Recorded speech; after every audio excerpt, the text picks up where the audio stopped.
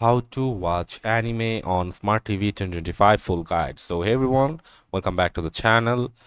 So you can directly watch anime from your TV by downloading the apps called Netflix or Amazon Prime or many more.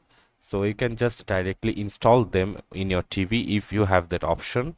So you can just install them and buy their paid version monthly pack, and you can watch some anime TV and series, specific TV and series which are broadcasted there.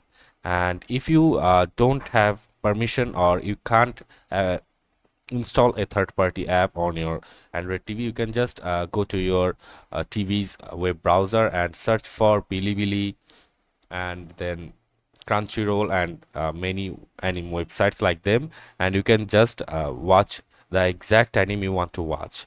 So that's the two methods I've already told you about how you can watch anime on your TV. So that's it for this video, guys. See you on the next one.